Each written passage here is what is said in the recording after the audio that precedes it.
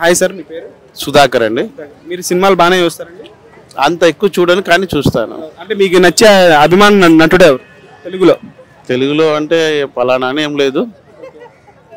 ఇప్పుడు బాగుందంటే ఏదైనా చూస్తాను. ఇప్పుడు పుష్ప 2 December 5th రిలీజ్ అవుతుంది సార్, మీకు ఐడియా ఉందా? ఉందండి. ఇప్పుడు December 4th అంటే ప్రీమియర్ షోస్, ఒక రోజు ముందు సెకండ్ షోలు వేస్తున్నారు 9:30కి December 4వ తారీఖు. సో ఆ షోకి ₹800 టికెట్ రేట్ పెట్టారు. ఆ టికెట్ రేట్ మీద మీ అభిప్రాయం ఏంటి? పెట్టారు అంటే ఏదైనా రీజన్ ఉండి ఉంటుంది.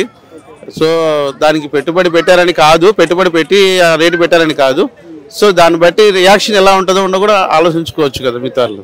దాని తర్వాత నుంచి కూడా దగ్గర 400-500 వరకు ఉంది టికెట్.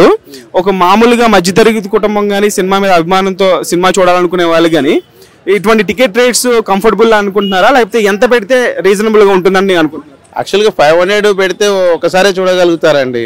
కష్టపడి కొంచెం తగ్గిస్తే అందరికీ రీజనబుల్గా ఉంటుంది. ఏదో ఫ్యాన్స్ మాత్రమే 500 లేదంటే ఇంట్లో కొట్లాడి ఒక 1000 పెట్టి చూడగలుగుతారు. కానీ ప్రతి ఒక్కరు చూడాలనిపిస్తుంది. పుష్ప 2 అంటే అరే 2 కదా, ఏదో ప్రత్యేకంగా ఉండి ఉంటుంది అని అనుకుంటారు. 1 కంటే ఏదో ఎక్స్ట్రా ఉంటుంది. కానీ అడ్వర్టైజ్మెంట్లో చూస్తే ఉందేనే కనిపిస్తుంది. మేము కూడా చూస్తే హ్యాపీ అనిపిస్తాం. మాకు ఛాన్స్ వస్తే చూద్దాం. మీరు కూడా ఫ్యామిలీతో వెళ్ళాలంటే మినిమం 300-400 ఉంటే రీజనబుల్ అంటారా? రీజనబుల్ అండి, రీజనబుల్. అది అందరూ వెళ్ళడానికి, ఫ్యామిలీతో వెళ్ళడానికి. సో బ్యాచిలర్ అంటే అది వేరే. బ్యాచిలర్స్ కూడా ఇవాళ రేపు ఇంకా ఏదో మోసం చేసి అంత పెట్టి కొనాల్సి వస్తుంది ఫ్యాన్స్ అయితే. కానీ రీజనబుల్గా ఉంటే అందరికీ హ్యాపీ. సార్ ఫైనల్ క్వశ్చన్ ఏంటంటే, ఇప్పుడు బాహుబలి 2 చూసారా సార్ మీరు? చూశాను. ఆ సినిమా ఇండియా వైడ్ గా 2000 crores కలెక్ట్ చేసింది సార్ కలెక్షన్ల పరంగా. ఇప్పుడు పుష్ప 2కి అంత క్రేజ్ ఉందంటారా? దాన్ని బీట్ చేసే అంత క్రేజ్ బాహుబలి 2 కలెక్షన్స్ 2000 crores? నాకు తెలిసి ఉండొచ్చేమో అనుకుంటున్నా.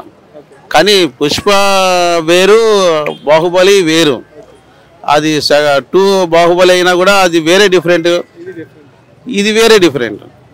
ఇది పుష్ప 2 అనేది ఇప్పుడు జనరల్గా ప్రతి ఒక్క ఊర్లలో కొన్ని జరుగుతున్నవి ఆయన యాజ్ ఇట్ ఈజ్గా చూసి తీస్తున్నారు.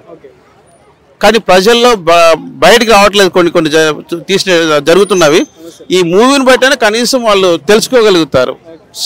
సామాన్యులేమి, తెలియని వాళ్ళేమి అట్లా. కొంచెం ఫారెస్ట్ ఏరియాలలో ఏం జరుగుతున్నాయో మనకు తెలీదు. కానీ వీటి వల్ల కనీసం తెలుసుకుంటారు. మేమంటే ఏదో అంతో ఇంతో మేము చూసి వచ్చినాం కాబట్టి మాకు తెలుస్తుంది. రాని వాళ్ళకు ఫారెస్ట్లో ఏముందనేది తెలుసుకుంటారు అంతే. అది